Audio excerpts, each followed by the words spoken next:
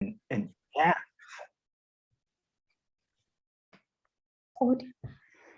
yeah, it's an impressive work.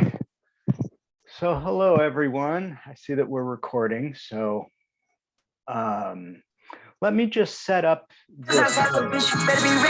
Oh. So I'm just picking out somebody who's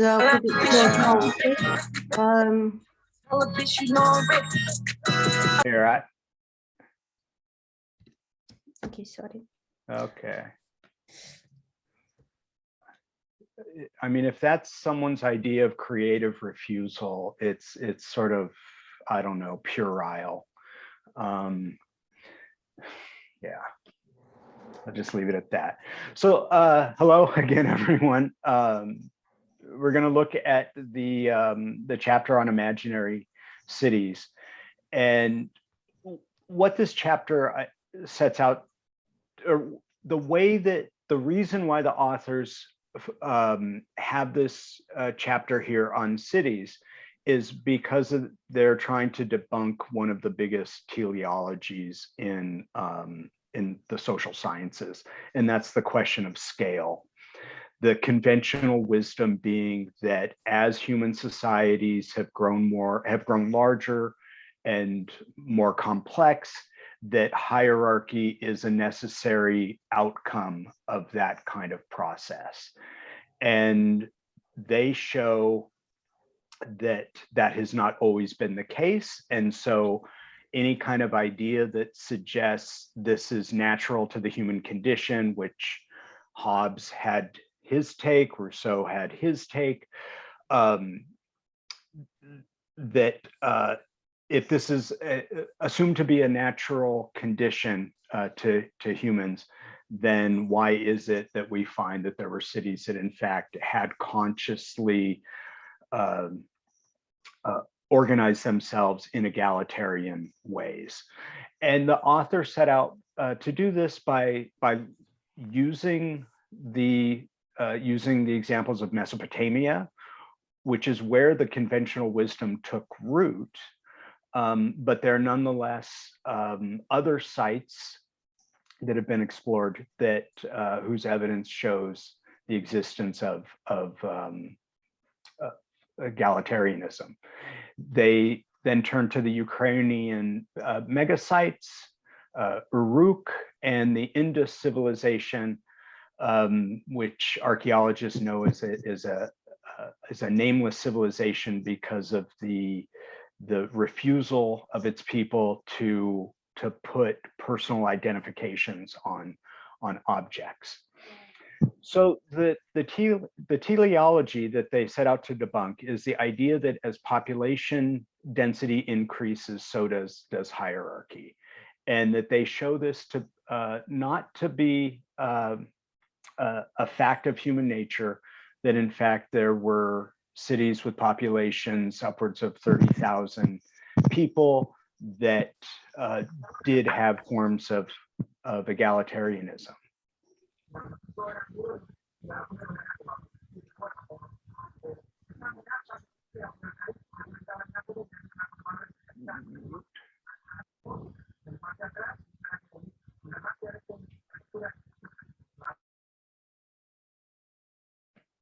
One second, please.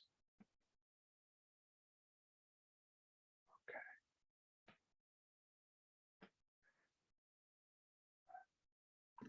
And then, yes. Should we just ask everyone to put the picture so we know if somebody make noise and we don't know this person? I'm okay. I was just looking to see if the button where I can mute if there's some background noise, because the background noise can be distracting, at least to my ear. But I'll continue. So they use several examples of cities where egalitarianism existed, and they conclude the chapter with this wonderful I guess it would be an anecdote from Taosi, China, in the northern frontier with Mongolia. And there, around 2000 BCE, the city wall was raised. I'm quoting from the text, who they're quoting from an archaeologist. And the original functional division destroyed, commoners' residential areas now covered almost the entire site. The size of the city became even larger. The former palace area now included a poor quality rammed earth formation of about 2,000 square meters, surrounded by trash pits used by relatively low status people. The city was in a state of anarchy. And they go on to point out that there were mass burials with signs of torture and grotesque violations, what the author calls grotesque acts of political retribution. I highlight this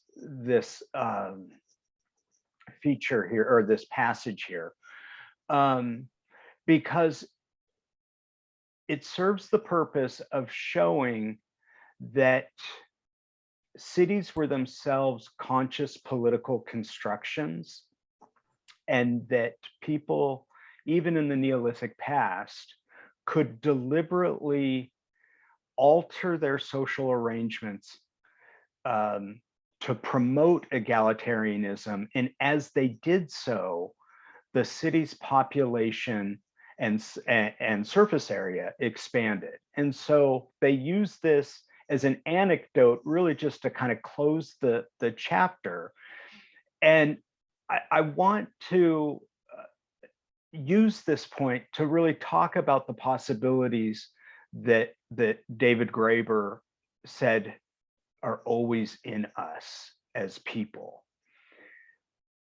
The passage is such a wonderful reminder of the directions that human potential can go, that they needn't go, that social revolutions, or in this case, what they suggest was perhaps an economic flowering of the region, that these possibilities are always in us. And so I read this passage as someone, so they mention how this may be humanity's first social revolution. And that's why I wanted to use this example, because as I read it, I couldn't help but be misguided by my own thinking about what a social revolution looks like. Because as I thought about the process that happened as the city wall was raised, as the site was sacked, as commoners took over the palace from the elites, I thought of it in terms of a social revolution of the only kind that I know, which are the Bolshevik Revolution, the Mexican Revolution, the Chinese Revolution, Cuban Revolution, Nicaraguan Revolution, many revolutions. But then the point that really that struck so hard was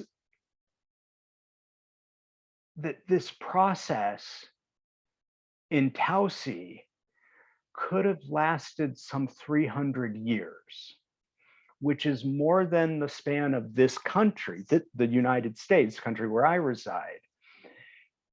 And so the idea of social, it made me immediately turn to David's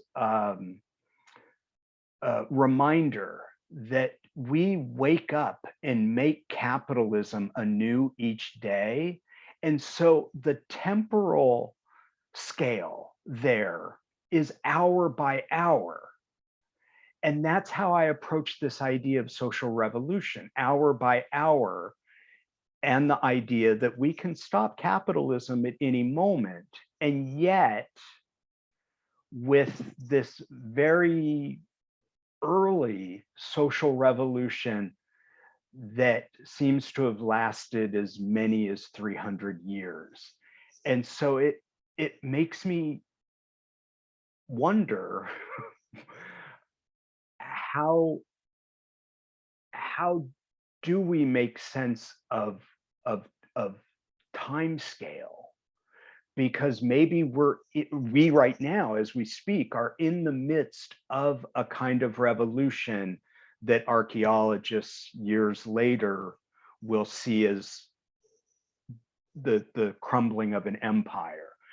So again, in even the most scholarly specific archaeological work, they're always pointing to this as alternate, these other possibilities when people consider themselves as part of a conscious political project that we each day can decide to make or walk away from, we collectively.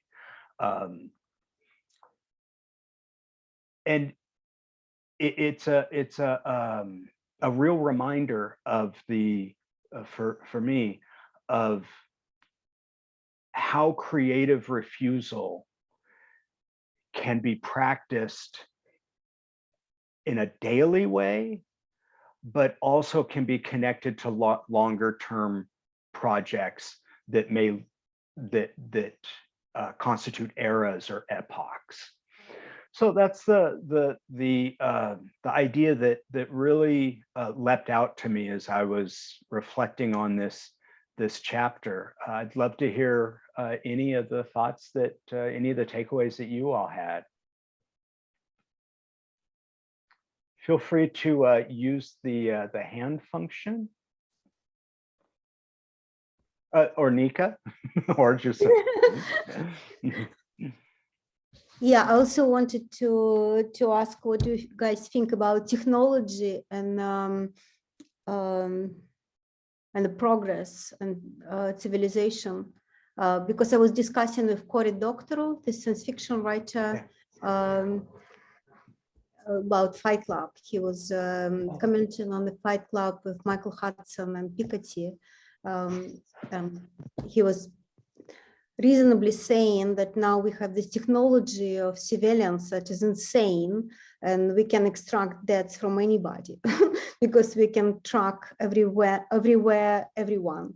But then in this chapter, they're writing about each one city that even in Latin America, they didn't have any technology. They didn't have any malls even. They didn't even invent yet the wheel, but still it was like a massive settlement, like huge, that was egalitarian and pretty advanced, and the people were living very well there.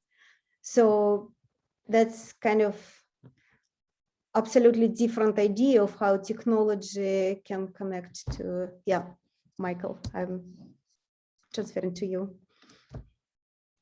I didn't want to interrupt. I was just going to say that I found the issue of scale, which runs through this chapter, was kind of very much quite a corrective to me, because I always think of scale. I think of that as like, oh, look, we're not really looking at scale. And particularly as an anarchist who uses kind of consensus process, you end up in this kind of thing. It's like, oh, it's a lot harder to do consensus process with 200 people. And that kind of basic technology of working with a group of 3 or 5 people to have a discussion, even these reading groups, when they come to be much larger, you spend more time listening. There's a lot, the ratio of your listen to talk and being able to ask a question, whether that scale becomes difficult. And so this, as an argument that scale isn't necessarily that way, I find really interesting, very exciting. And it is kind of a confrontation with like the modern idea of the, mega city. And because of the internet, we're seeing this scale of interaction is massively increasing right now. The network society, the the theory of the collapse of space and time. I can hang out with people in India. This room right here has probably got people from multiple continents, right? Which we wouldn't normally have a reading group, right? Like that. And great advantages in that, but also some dangers. One of the things I would ask is a secondary research might be what happens when scale changes very rapidly, right? That's basically at that point you move from whatever form you had of communication, like in small groups, you find a way of interacting peaceably, and then the scale changes, and then it's harder to work on that. It might also work the other way. You have a hierarchical system and the scale changes and the thing falls apart. The only other comments I would say in this is I find it interesting that they do specific descriptions of the archaeology and then say, well, we don't know what this city is like. They have then a vague critique, which they're not really engaging with, about whether or not archaeology itself has had predisposition to say, cities are, so they're always undermining that kind of mythology of, which is really what this whole article about scale is about. But they kind of have, without going into the details of archaeology debates, they kind of say, well, maybe archaeology has been predisposed to looking at hierarchy as the normal form of organization at large scale. But then they also go back to anthropology, specific examples of anthropology that show that. So it's like they make an argument about the Basque country and a circular village that happens now, and then these earliest cities that they mention that are circular and have nothing in the middle. So, or even the Indus Valley city is basically a big circle around this central area, which are baths and seem to have no rich people in them. They don't, there's no, it's also a center which is owned by the community, a commons, if you will.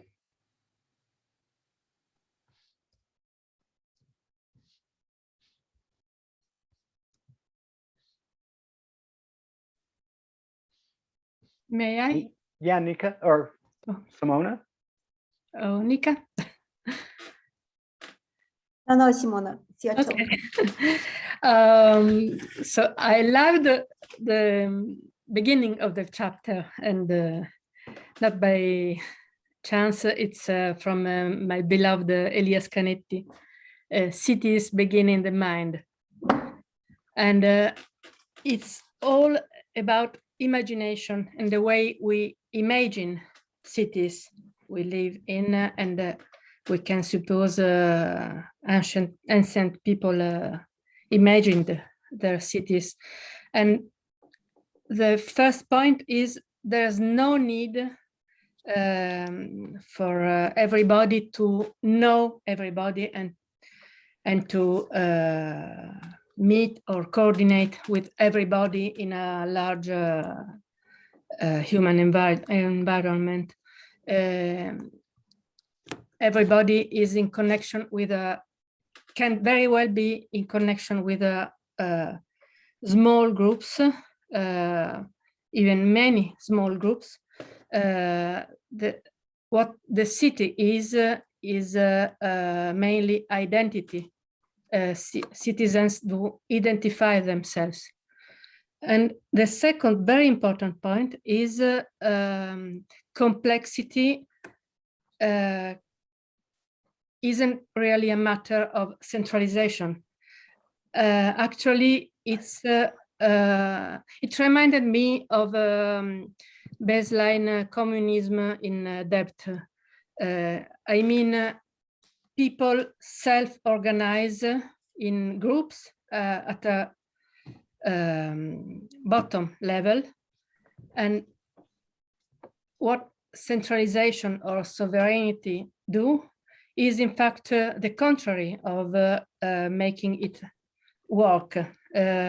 It's just imposing to the self-organization of people hierarchy that spoils things and makes organization less efficient and less effective than when people self-organize.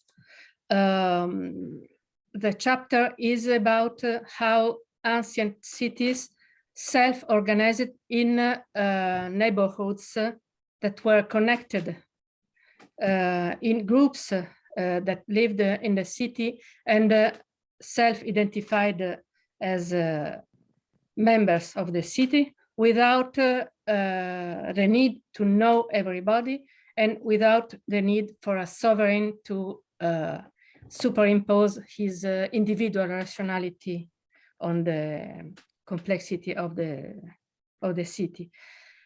And this reminds me also of what Spinoza says in Political Treatise. Like next week, we'll have a reading group about Spinoza.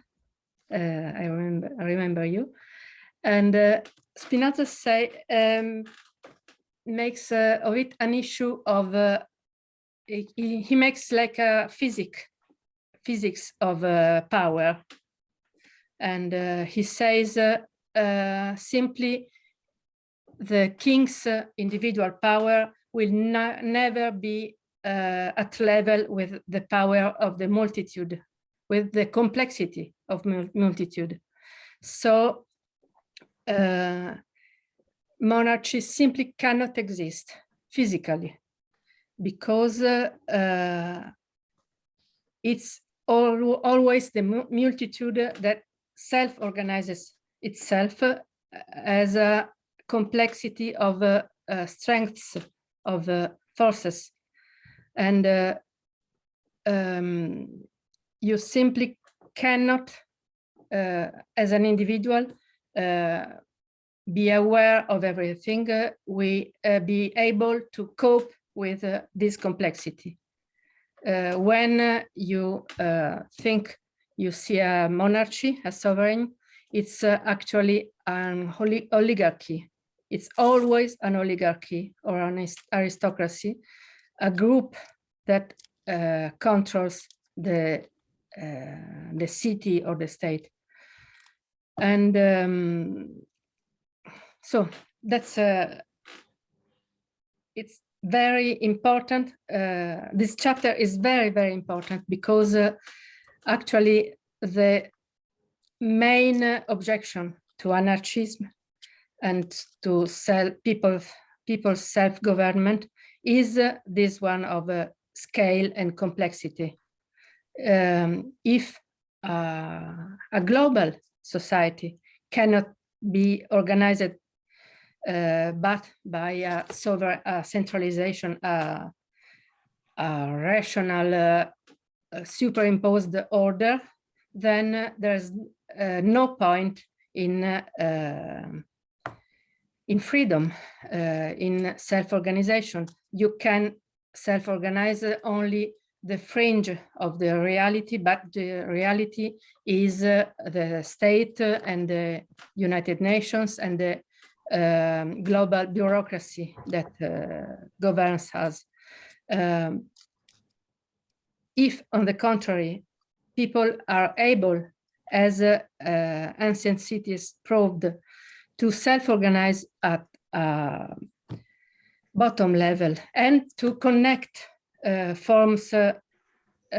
forms of self-organization in a federalist way, with exchanges amongst groups, the problem of scale is overcome. Sorry, and we can imagine another world. This is crucial from my point of view. Can I just quickly ask Simona one question? If nobody else wants.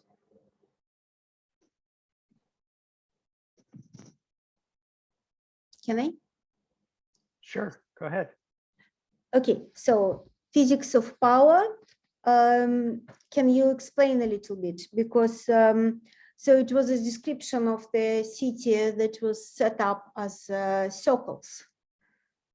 And then it was also told about the cities on a vale that was more bureaucratic, and the landlords who's living outside and creating a small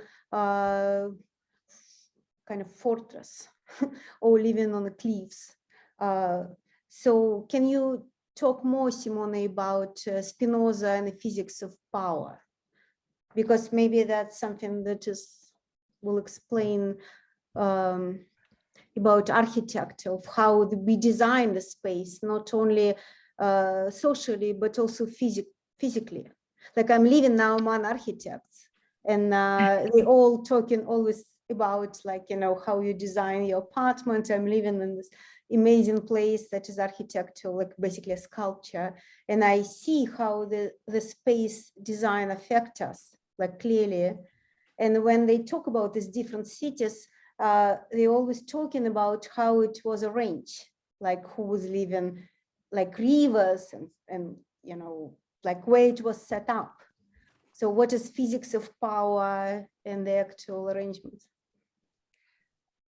Well, I have two answers, and that about Spinoza is not the most important one. Actually, this issue concerns the collective intelligence and the role of individuals in face to collective intelligence. You live in an environment designed by an architect, and actually, when David spoke about architects and Marx's the architect and the bee, it was the issue of imagination. So this question concerns the relationships between the architect and collective intelligence. And this is the same issue as the great man and the collective intelligence, and of the intellectual and collective intelligence. So in my opinion, there is a binary relationship.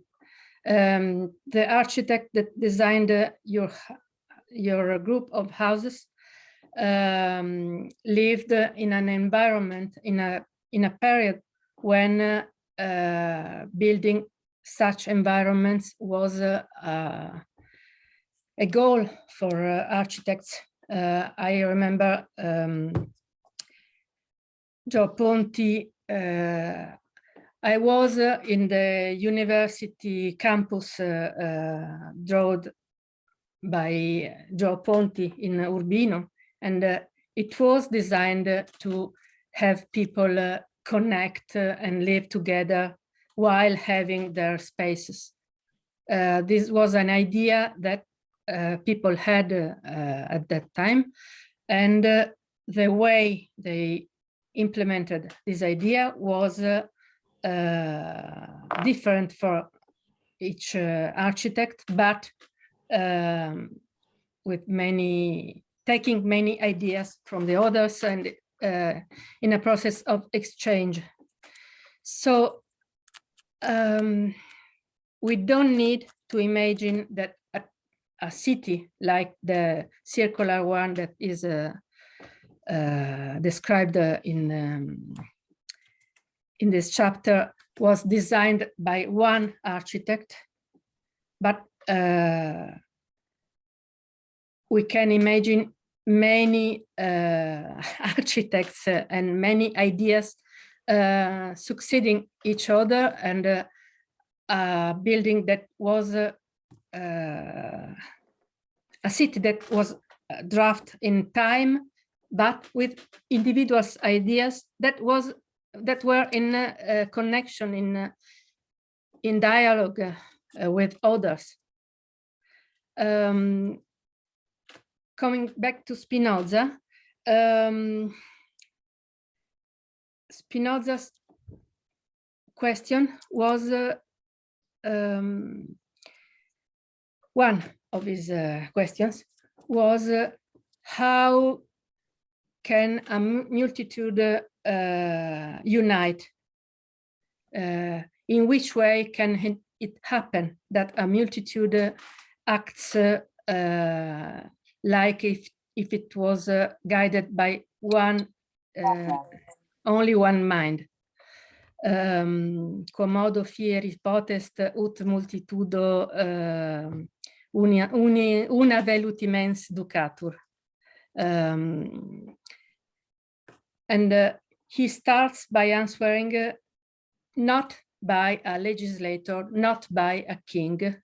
And in saying so, he's directly answering to Machiavelli and to Hobbes, and is not answering to Rousseau because it's a century later, but this is the same issue. For Machiavelli, to create the order of a city, of a repubblica, you need a legislator. And for Hobbes, you need a sovereign, a king. Spinoza says, not at all, you don't need it, but you need a physics of power to understand which is the process that leads a multitude to unite. The unity is a process, is not something you put at the beginning, something an architect or a legislator creates at the beginning. It's about constantly this is David, not Spinoza, constantly negotiating, I don't know how to pronounce it, the orders of the city. So schematically, Machiavelli says the order of the city, the laws that will allow people to live together can be set up only by one person, a legislator. That's why he's so keen of having a prince to lead Italy. And to Spinoza, it is not a king, it is not a legislator, it is the multitude that organizes itself. And the problem that Spinoza didn't solve because he died before completing the Tractatus, and the last chapter, that on democracy, is really the worst thing he ever wrote. But the question he asks himself is how can a huge group coordinate and act together without a legislator? And only last thing, but we can discuss this next week, in theological political treatise, he deals a lot with a legislator, that is Moses. And what he says is he definitely used religion to create an order, and but he had to do so. So doing, Moses built a religion of obedience, because Jews were disempowered by a long history of servitude, and they were not able of freedom, to be free. But for a republic, for a group of free people, you should not have a legislator, you should not have a religion of obedience. Sorry for being so long.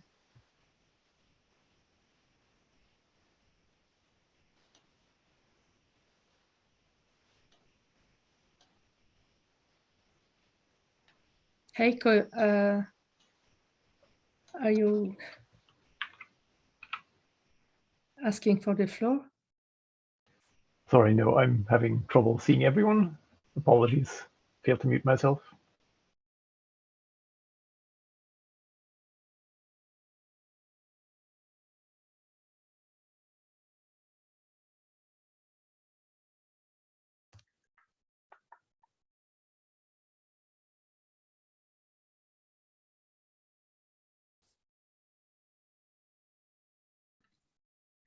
Go ahead, Dennis.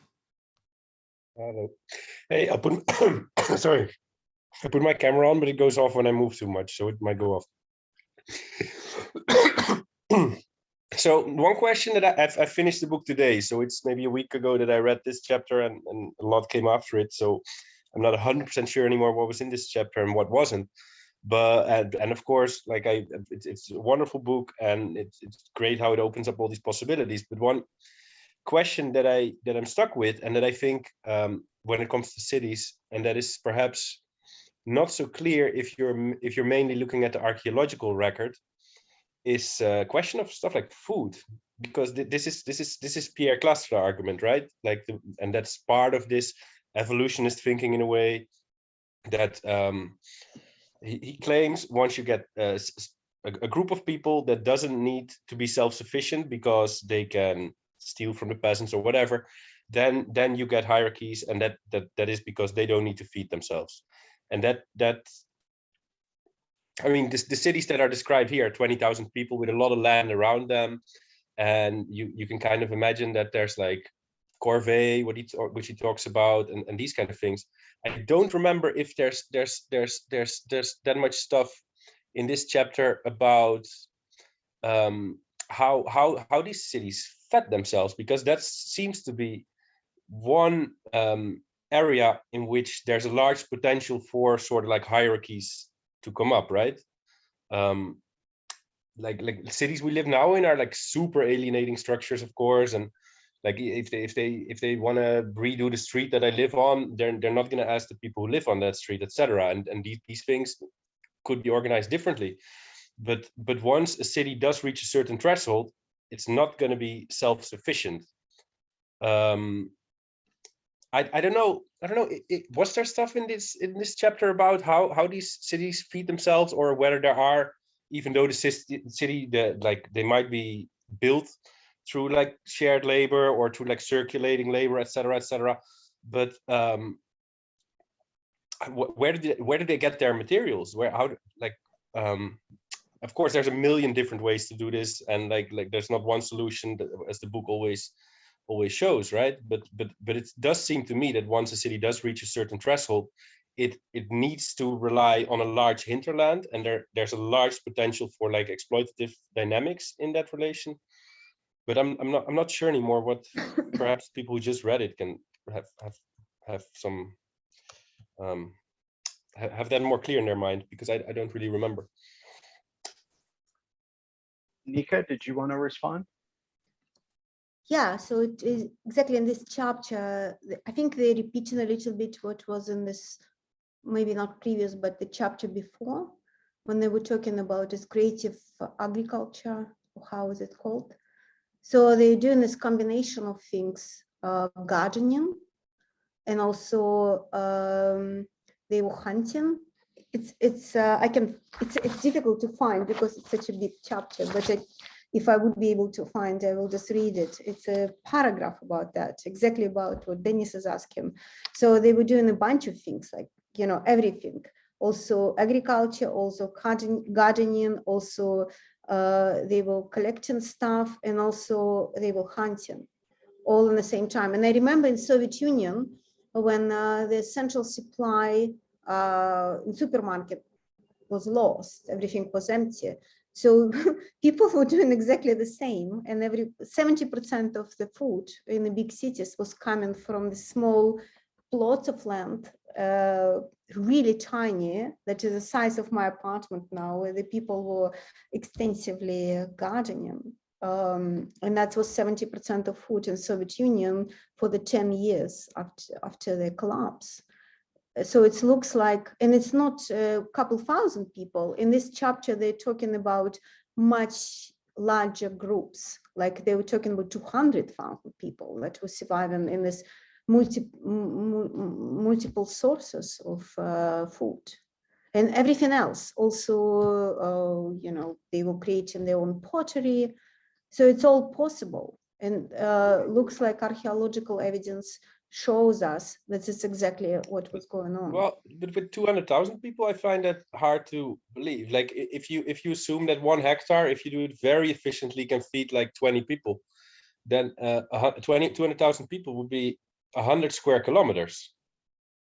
That's not the size of the city, right? Like there's a hinterland where it gets stuff from, and that's okay. Like that doesn't in itself, I think, imply exploitation of that hinterland. But there needs to be some sort of structure of how that's organized, right? Because 200,000 are not fed by the area of the city itself. That's just impossible. But anyway, like I'm not arguing against the book or anything. I was just wondering, like, yeah, if there was... I can't so quickly find it, but I maybe if Kenneth will talk, I will quickly look, and maybe I will be lucky to find this paragraph where it exactly describe the answer to Dennis' question. But Kenneth. Yeah, am I on? Okay. I still have Simona's question in mind, like as a sort of framing question for the conversation as it's forming right now. How do we form communities or cities or communities in the broader sense without the need for legislators? And it occurs to me that as it applies to that question of physics of power, I have not read Spinoza, by the way. I've been delinquent in my participation in these reading groups. But it occurs to me that as it applies to, just riffing off of that metaphor, physics of power, as it applies to cities and as it applies to 21st century communities, such as the internet or reading groups like this, a lot of it might involve the shaping of the technology itself, like who gets to be, so to speak, the architect. And what I mean by that is I don't necessarily want to connote the position of the architect or the position of the legislator as a specialist, centralized or concentrated position. If everybody's an architect and everybody's a legislator, perhaps that might negate some of the sort of centralizing tendencies of certain technology, so to speak. And I have in mind here one thing I picked up from Ursula Le Guin, the idea of the hand mind, and how it might apply to imagination. It might be easier overall to apply imagination towards different possible realities if we let our hands do some of the imagining as well. Except, of course, the conditions for which we are able to do that varies from technology to technology. And with respect to how cities are built, for example, I have in mind the city I'm in right now, Toronto. I mean, to respond to the question about food, before settlement, this part of the world could feed itself even at a high level of population density, just because of all of the chestnuts. But of course, all of those chestnuts are now extinct in this part of the world. Now, as it's being built, all of the new housing in Toronto, they have no public spaces. There are no courtyards. There's no spaces for conviviality. They're essentially built as speculative endeavors. And of course, as housing, if you think of housing as distributed cognition, that does structure the way people's imaginations can extend. People's imaginations with respect to houses is basically speculative in this part of the world. Or where I come from, originally Manila, housing and residences, a lot of our distributed cognition, so to speak, is around walls. I have this sneaking suspicion that Manila and perhaps a lot of global South, third world cities, if you were to stretch out all of the walls, all of the fencing, those 10-foot high, 12-foot high concrete barriers, they would be as expensive as like border walls. And of course, that is our distributed cognition from that part of the world as well. Like there's a lot of fear in our architecture. So if everybody were architects, and if everybody actually had the capability to architect, so to speak, perhaps that's one way that that quandary could be solved. And the thing that I have in mind right now is actually not cities, but communities like the internet, where a lot of the imagination right now seems to be captured by, like libertarian, utopianist, crypto bro, like the vision of Web 3.0 as decentralizing everything and so on, but it's really just a competition for burning as many fossil fuels as you can. And I'm wondering if perhaps the task here is to distribute the capability to architect or to design or to legislate, so to speak, the internet more broadly beyond this small sphere.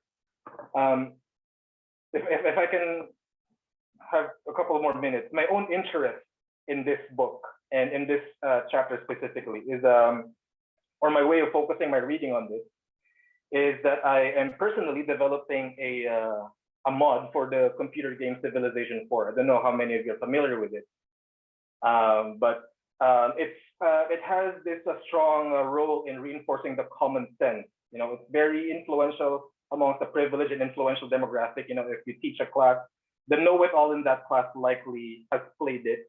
It's Mark Zuckerberg's favorite game, to give an example.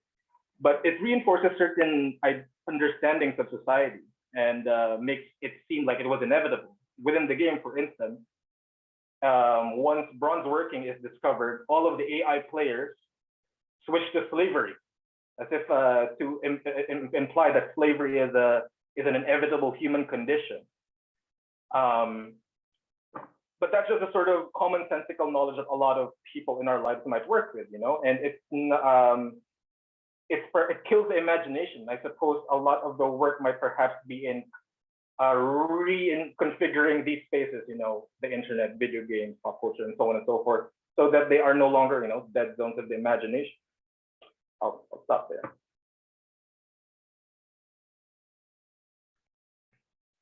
Thank you, Kenneth. Wow, there's a lot there to think about. You've opened up a whole world that I'm going to have to follow up with you, because I would love to continue that conversation. That's wonderful. I wanted to respond to Dennis's question. So that the cities that had populations of say 200,000, those were quite rare.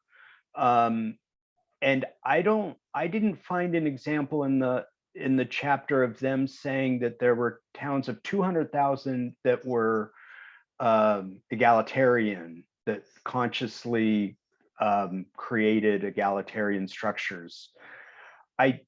So if there were, towns of that size would have been more hierarchical, would have been aristocracies, monarchies. They of course would have survived through structures of violence. The egalitarian towns, Teotihuacan is one example, and its population I've seen as high as 300,000. I don't tend to go that high. 100,000 is probably closer, and it's believed that it was egalitarian. And so I think that the growing of food was done collectively. The hierarchical cities, the monarchical cities, one of the arguments that they make is that those commercial cities, through a process of schismogenesis, rely upon the hinterlands where there are traditions of heroic societies. And so there's this complementarity that develops.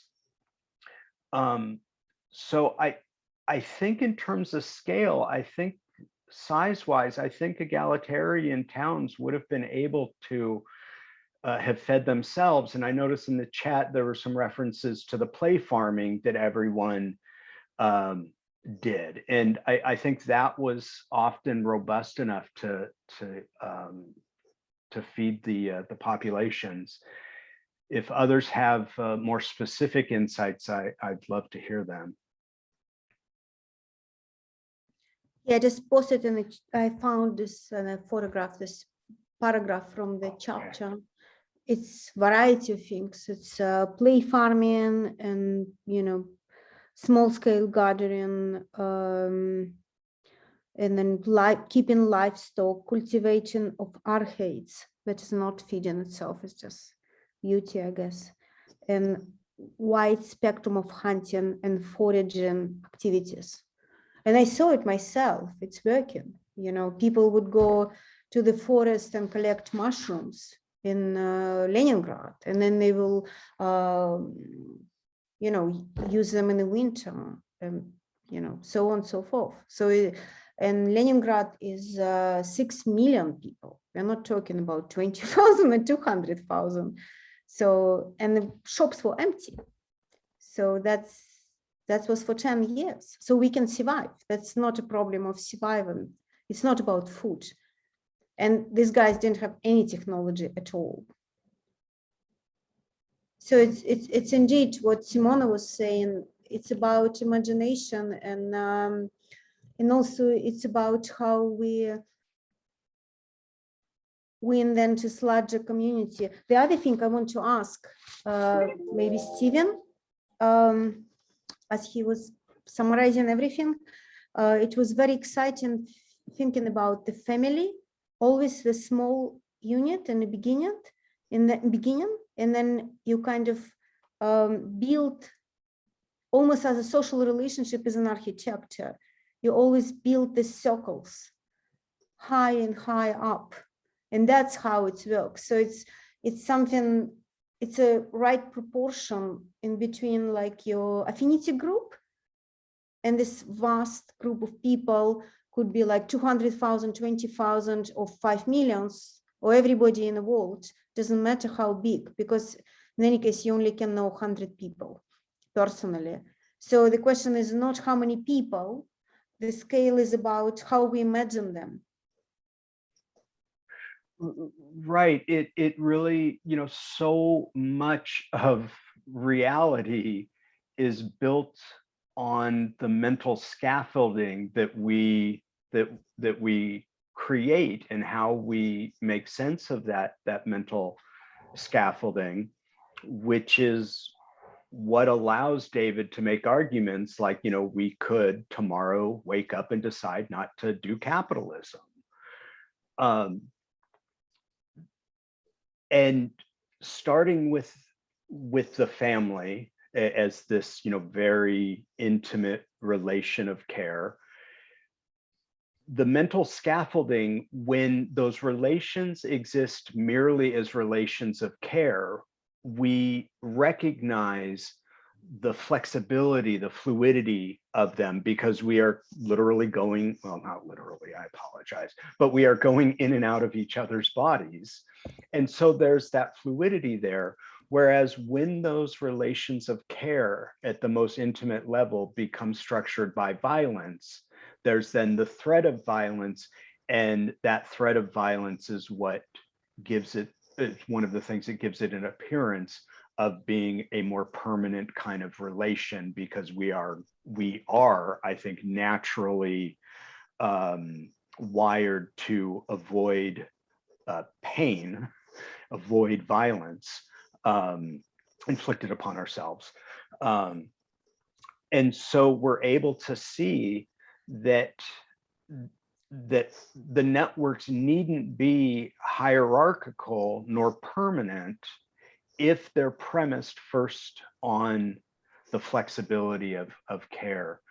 Yeah, I mean, I until today, I never really thought of thinking of cities. Obviously, you know, I thought of cities as social constructions, but really cities as expressions, as potential expressions of relations of care, but that often do become fixed and hierarchical and structured by violence, but that they needn't be that way. And so it's just a very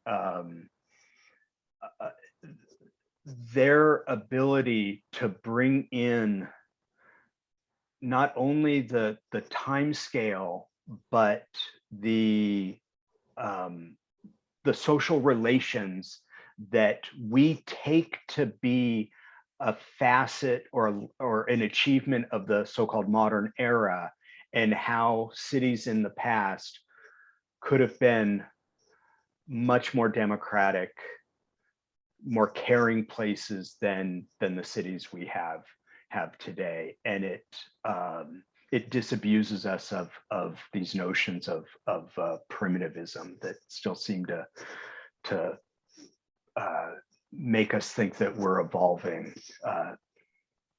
toward an inherently more free future. I want to be aware of the time. I see that it's 4, but if any others would like to chime in. Simona? If nobody else is before me, nobody else. Okay, so I want to answer Kenneth about if everybody is an architect. This is not exactly what I mean. I rather mean the architect that built Nika's house or Joe Ponti or David are unique. The way they put ideas together is of their own, and is individual, is very them, and even, but they expressed ideas that were like in the air, that were shared at that time, that are shared now. And a concept, an idea is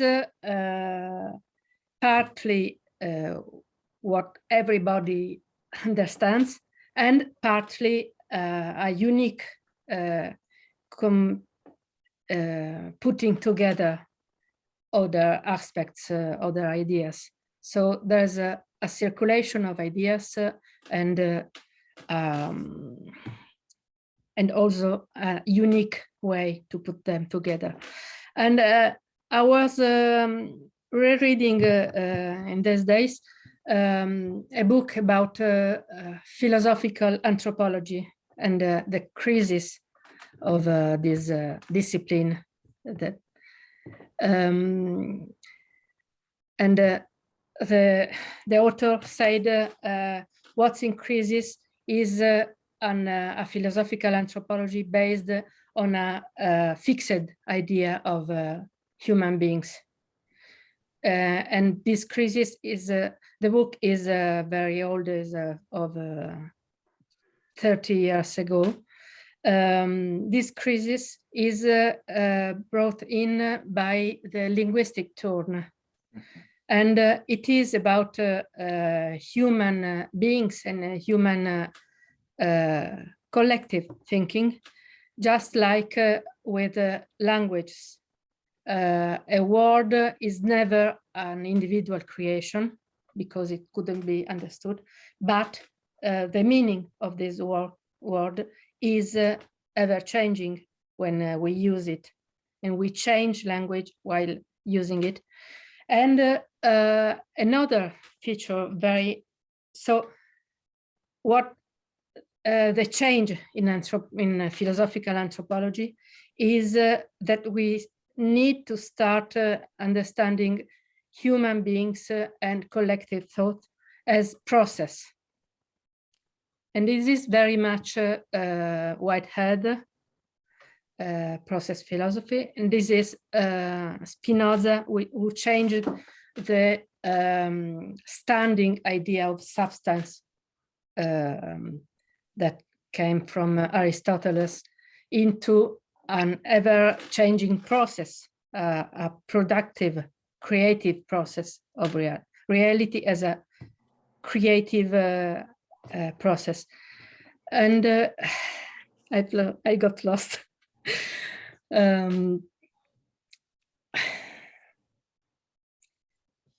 So the another aspect, very important, of the linguistic turn is that in communication, you never have a packet of information that is transferred from my brain when I'm speaking to another person's brain. There's always a work of interpretation when receiving a message. And this interpretation is a creative process itself. And this is very connected with the idea that violence is stupidity, is what allows you to get rid of this work of interpreting relationships, what people want. And it is also what takes you apart from the collective creation of ideas.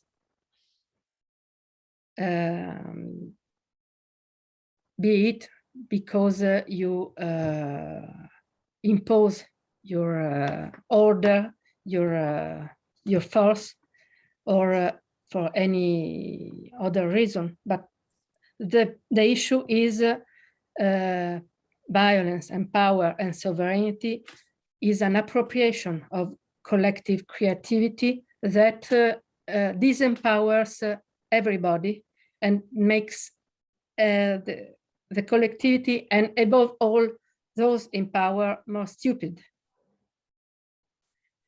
And this is the process. I cheated. I have a technique for reading long books that so I finished the book with my technique. I reread everything, but I started from the last chapters, from the conclusion. So I know how it ends. And one of the point is exactly this idea that sovereignty and the state is just an appropriation of people's ability to self-organize and the process of self-organization described in this chapter, the corvées, the duty of the mutual aid that was organized, for instance, in Basque villages, has been appropriated by the state, by the sovereign. And I don't know if it's a spoiler, I think it's in chapter 10. The Inca Empire just imposed uniformity and taxes and transformed in debt what was obligation of mutual aid organized in villages and also between villages. So the crucial idea is mutual aid, creativity, collective intelligence, made also of interpretation of other people's ideas. All of this is what power appropriates and disempowers. It's not something the legislator or the sovereign creates.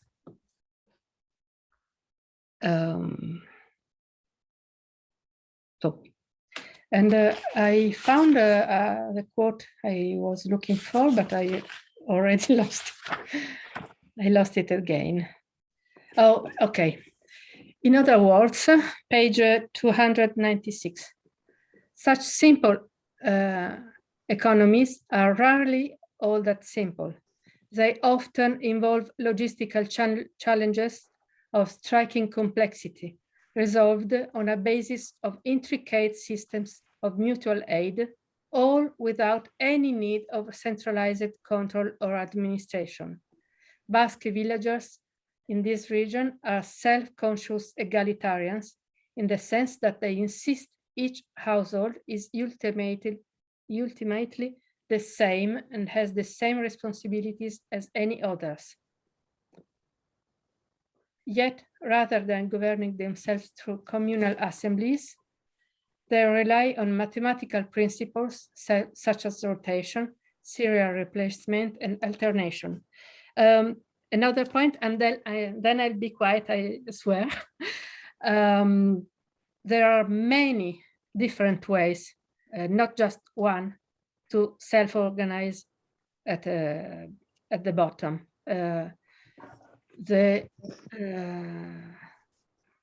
There's many different ways are human creativity, human ability to negotiate and change all the time the social organization. There is no need for just one form of organization, just as there's no need for just one form of revolution.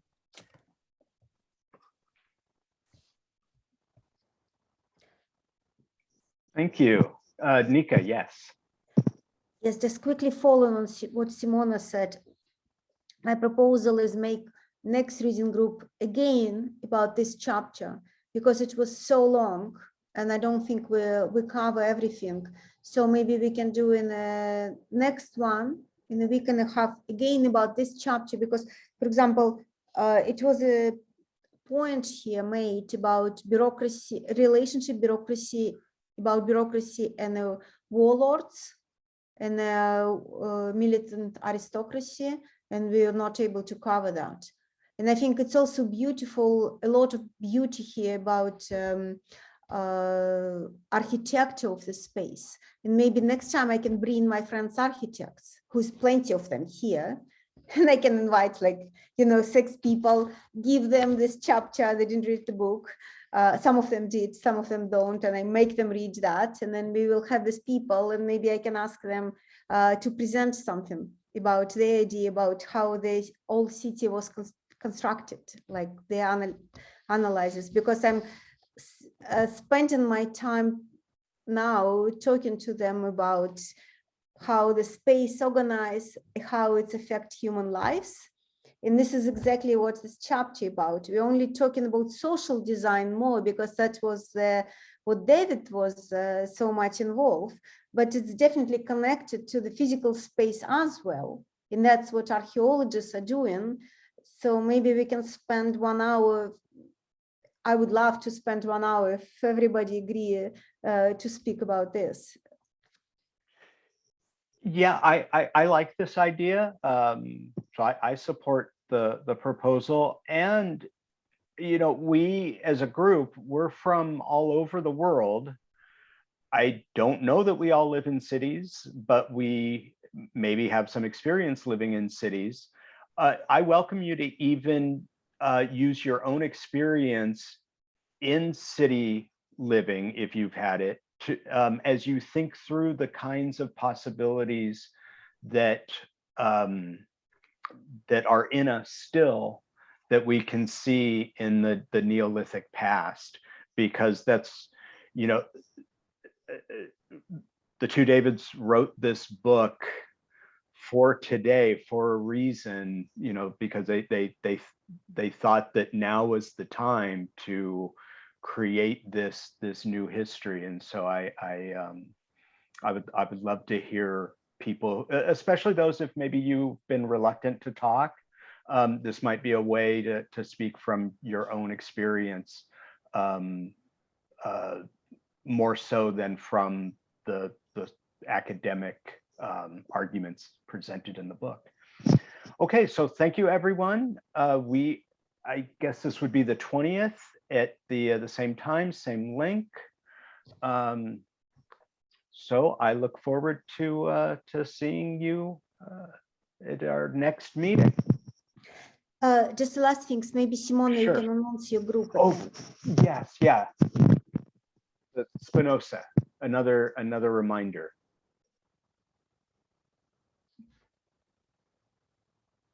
Simona, is it next Thursday, right? So that would be Okay. the Yes, I had problem issues in unmuting myself.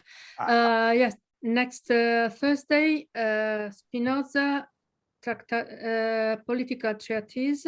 I'll share the file or the link to the file of the English translation in the mailing list. And if you can read it in Latin, it's better, but okay. I'll make connections. Yeah, okay. Was joking, kidding. So the first 5 chapters, it's not longer, the whole book is less than 60 pages, much less than one small chapter from David's. But what's very important to read is the first 5 chapters, and we'll discuss those 5, and I'll help with connections with other Spinoza's works, but I think this is a very useful starting point. Always start from the conclusion. Political Treatise is the last work by Spinoza. It's unfinished. Actually, it lacks of the most interesting part, that is that on democracy. So that's why Tony Negri wrote a book about this treatise called Reliqua Desiderantur, the last.